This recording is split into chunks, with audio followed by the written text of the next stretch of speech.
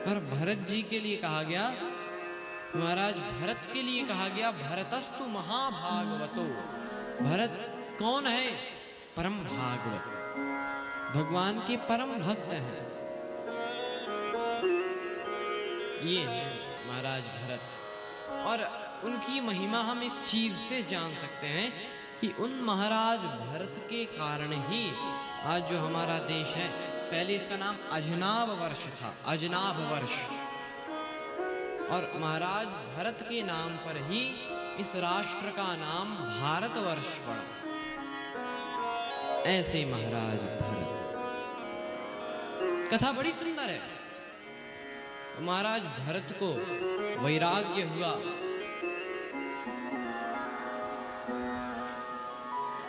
जितना भी राज्य पाठ था सब कुछ त्याग कर वन में चले गए।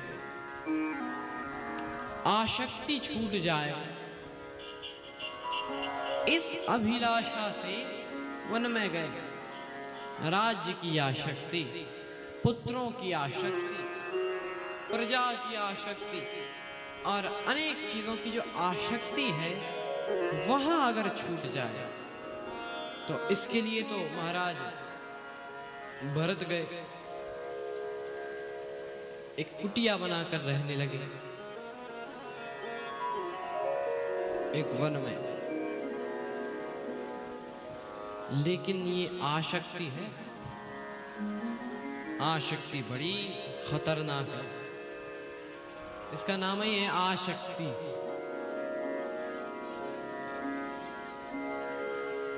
बड़े आराम से भजन कर रहे थे।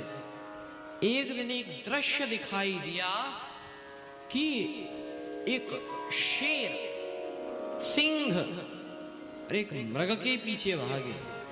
एक मृगराज एक मृग के पीछे भाग रहा है और वो भागता जा रहा है।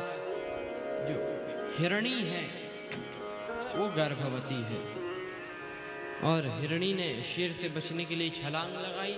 उसका जो शिशु था वह गिर गया और जैसे ही शिशु गिरा, महाराज भरत ने उस शिशु को देख लिया, गए उसको आश्रम में लेवा लाए, उसका थोड़ा ध्यान रखा और उस हिरण के छोटे से बच्चे से ये महाराज भरत को आसक्ति होने लगी। अब आप कल्पना करो ये आसक्ति कितनी विचित्र है कि महाराज मनु तो कहां रह रहे हैं, वन में रह रहे हैं और वैराग्य भगवान से प्रेम है, नाम जप कर रहे हैं, वहां पर भी आसक्ति ने पीछा नहीं छोड़ा। इसका नाम ही है आसक्ति। कभी भी आ सकती है, कैसे भी आ सकती है, आ सकती है। आसक्ति तभी तो नाम है। और मोह, ये मोह, यही आसक्ति। और श्री तुलसीदास जी लिखते हैं, मोह सकल व्याधि न कर स्थूला, मोह व्याधि न कर स्थूला, मोह सकल व्याधि न कर मूला, मोह सकल व्याधि न कर मूला, तीन ते मुनि उपजई बहु स्थूला, तीन ते मुनि उपजई बहु स्थूला, मोह सकल व्याधि न कर मूला, मोह सकल व्याधि न कर मूला, मोह सकल, मोह सकल, मोह सकल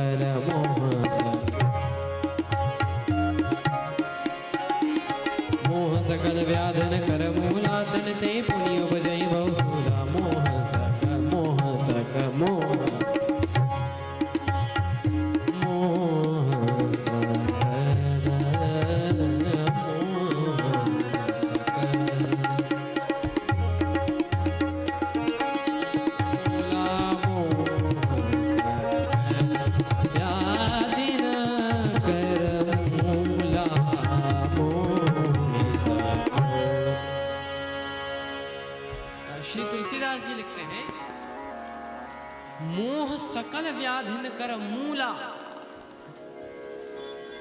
ये जो मोह है ये हर एक सब व्याधियों का मूल है। जितने उपद्रव हमारे जीवन में होते हैं ये मोह के कारण ही होते हैं। ये आसक्ति जो है इसी के कारण। चार विकारों में से काम, क्रोध, लोभ, फिर मोह।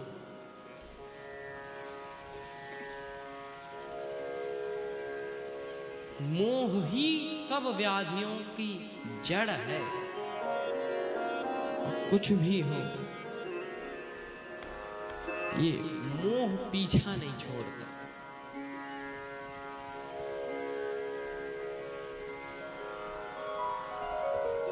ये महाराज भरत को उस हिरण के बच्चे से ही मोह हो गया।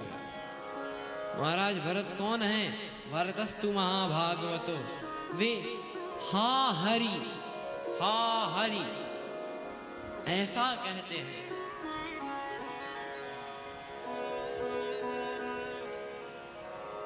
लेकिन अब वो हिरण का बच्चा ऐसा धीरे धीरे उससे और आसक्ति होने लगी। जब जब महाराज मनु, ये महाराज भरत जब जब साधन भजन करते या कोई भी कार्य कर रहे होते, हिरण का बच्चा आ जाता, उन्हीं से चिपक जाता और महाराज मनु भी खूब दुलार करने लगे। लेकिन एक दिन की बात, हिरण का बच्चा गया तो फिर आया ही नहीं। जब हिरण का बच्चा लौटा ही नहीं तब तो महाराज भरत हा हिरण करने लगे। हा हरि से हा हिरण,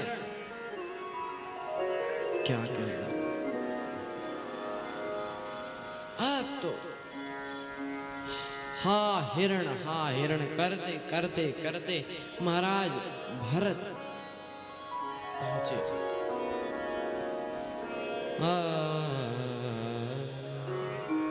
जब वो हिरण का बच्चा नहीं आया तो महाराज भरत को इतनी आसक्ति हो चुकी थी कि उस हिरण के बच्चे के वियोग में ही उन्होंने अपने प्राण त्यागा और हिरण का चिंतन करते हुए मरे।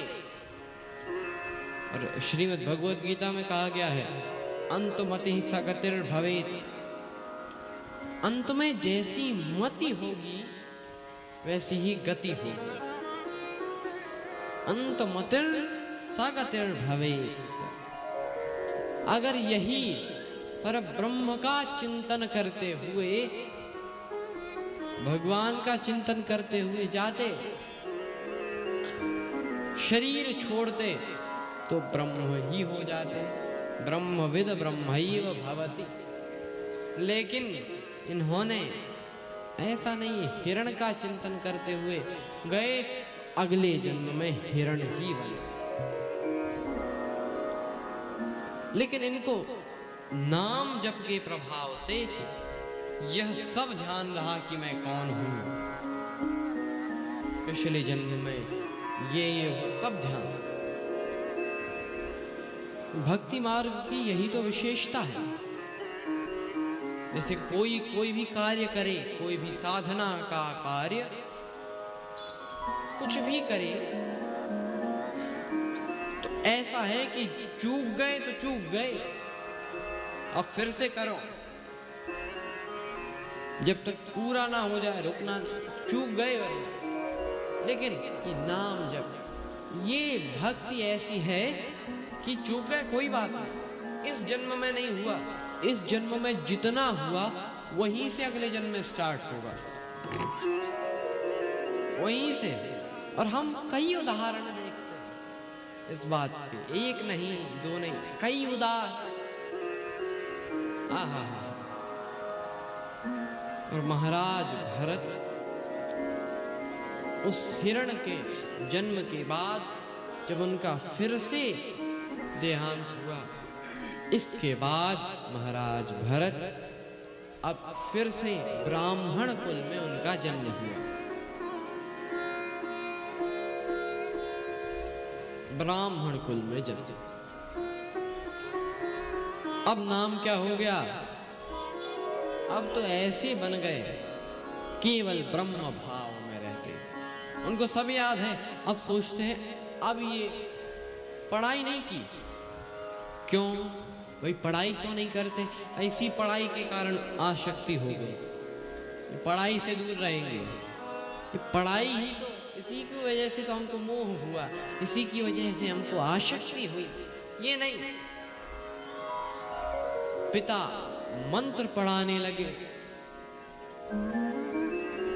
एक मंत्र पढ़ाया, लेकिन रोज पढ़ाते और पिता, लेकिन महाराज भरत जो है ये सोचने लगे कि मैं अभी अगर इस मंत्र को सीख लूंगा, यद्यपि बुद्धि तो इतनी तेज है, लेकिन सोचते हैं अगर अभी इस मंत्र को सीख लिया तो पिता कहेगा कि दूसरा मंत्र दे रहे हैं उसको सीखो, और फिर इसी चक्कर में लगे रहेंगे, और फिर इस चक्कर में रहते रहते मर गए तो फिर जीवन का क्या मूल्य?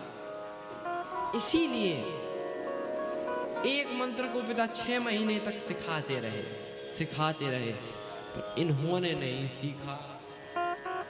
तब इनको पिता ने जड़ कह दिया, जड़ बुद्धि, और तभी से इनका नाम हो गया जड़ भरत। अब जड़ हो गए, अब कुछ आशा नहीं। ये आशा ही तो निराश करती है। अगर हमें आशा है तो निराशा है, आशा होगी तो निराशा होगी। आशा ही नहीं है, इच्छा ही नहीं है, तो काहे की उदास?